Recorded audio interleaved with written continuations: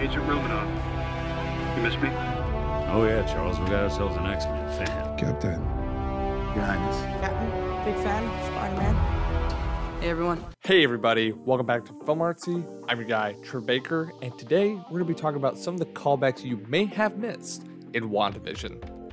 WandaVision was awesome. I'm just going to say it off the bat, it was amazing. It's by far my favorite thing that they've produced in a long time. I mean, I do like most of their movies. I'm really a Marvel junkie, but there was something truly special about WandaVision. WandaVision was a smashing success at Disney's first attempt at making first stream shows.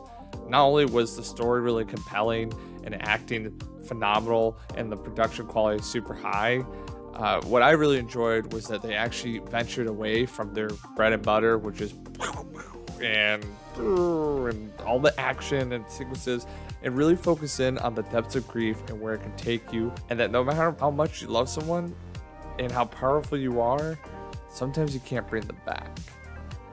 And that's what WandaVision explores, and it was really well done. I mean, I could tell you that every week I was on the edge of my seat waiting for that episode to drop so we could watch it. Of course, in a show like this, there's a lot of callbacks. And I mean a lot of callbacks. I mean, the Marvel Universe has had 24 something movies, so of course there's gonna be people from all over coming into different shows now.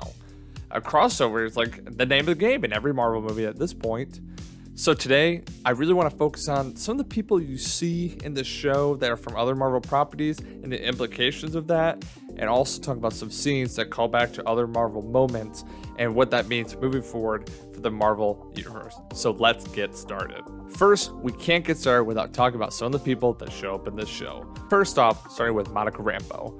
𝗏𝗏𝗏 Rambeau, although the actress playing her in this show has not showed up in the Marvel Universe, we actually saw her in Captain Marvel. Yes, she was the little girl that hung out with Carol Danvers and her mom, who was good friends with Captain Marvel. And I really like this because not only obviously she has that relationship, but she ends up through entering the Hex multiple times, getting changed over and over and over again, gains the power of Photon, which is pretty on par with what Captain Marvel can do.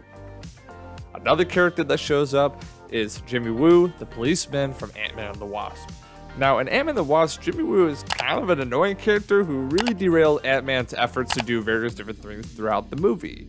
In this movie, he's a lot more likable, he's pretty significant, and his detective work helps him get to a solution or get to what's really going on in the Hex. Also, he finally figured out that card trick, which was like a little nod to what happened in Ant-Man and the Wasp, and I thought it was very cool. Ooh, card. Editor, card. I can't do it. So. Finally, we got 𝗓𝗏𝗄 coming back from the original Thor series. I was really happy to see her again because I wasn't sure she was coming back. I didn't know if this was a character that they didn't feel like bringing. And she not only made an appearance, she was significant to the show or to everything unraveling. She was the one who figured out about the waves or how it was an old TV signal, and that ended up being the way they could first view what was going on inside the Hex. What I also really liked was the way she went behind the man multiple times during this show.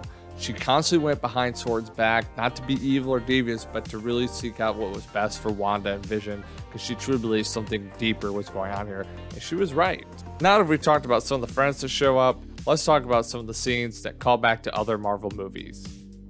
One scene that I particularly love and I really think sets the tone is when Geraldine, aka 𝗏𝗏𝗏 Rambeau, who's playing, I guess, a part in Wanda's reality, she enters is in there, so Wanda doesn't have complete control of her quite yet, and she's bold enough that right after, I believe, the birthday of her children, they start talking about Pietro, and she's like, oh, Pietro was killed by Ultron, and Wanda's like, what did you say? And Monica knows at that point, I might have made a mistake. I probably shouldn't have said that. And she's right. Ultron is obviously a reference back to Age of Ultron, where this is the first Pietro, since we get a new Pietro in this. This is the first Pietro who was killed by this AI that Tony Stark and the Hulk made to be a shield around the world. Wanda and Pietro were originally on his side until Wanda got a glimpse into what he was actually planning, which was total world annihilation.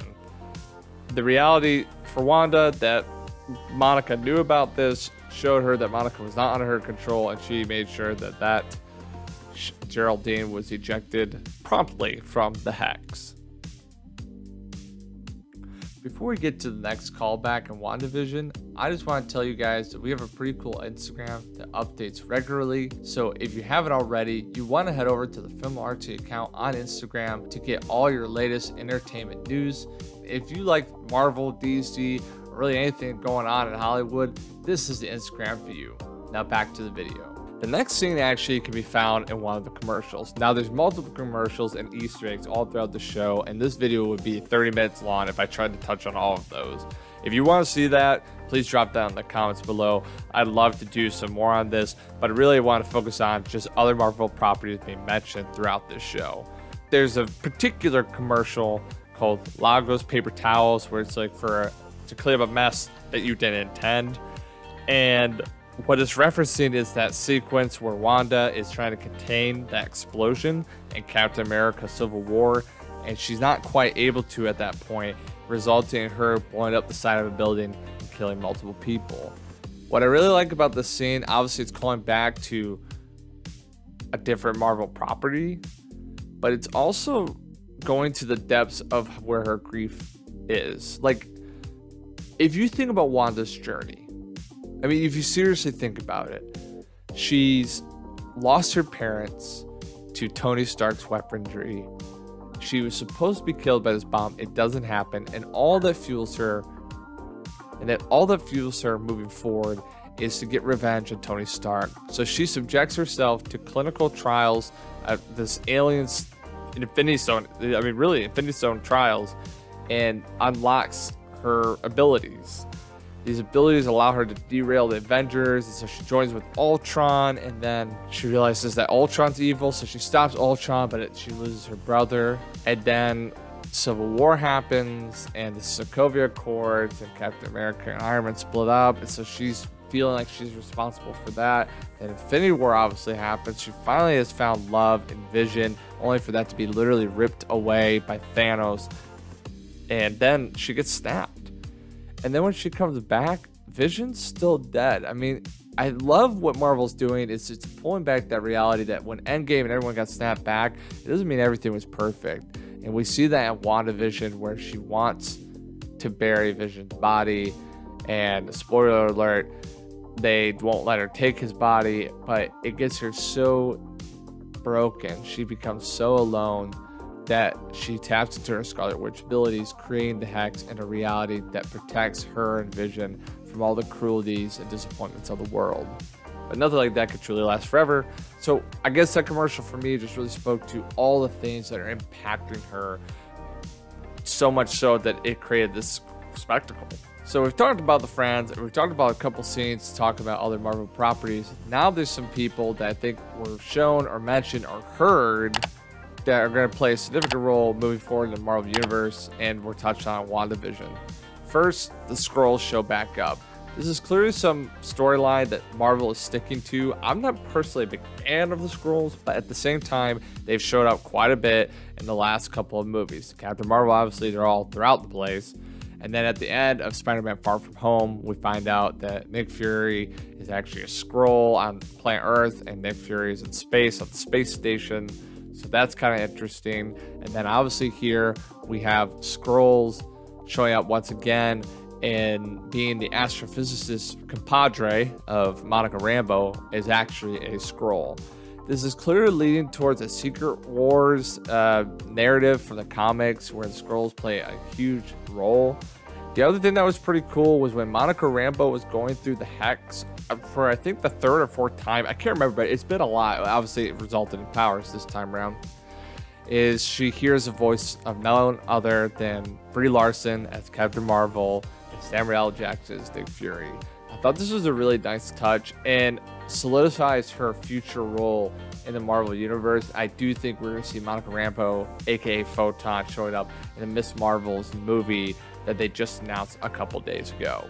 Finally, we cannot end this video without talking about Agatha Harkness.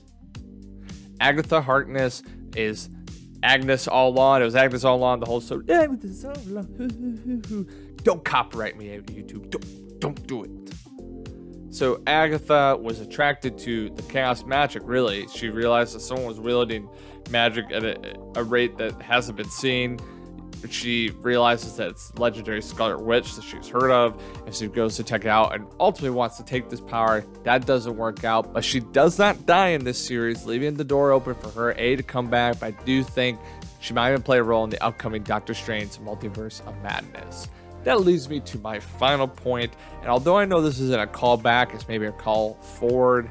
It's kind of callback, call forward, callback, call forward, back and forth, back and forth, back and forth. With the last scene where Wanda is found studying this book of whatever it's called, the book of the dead, whatever, the magic book. She's reading at the end, the magic book where she's going to while she's drinking tea.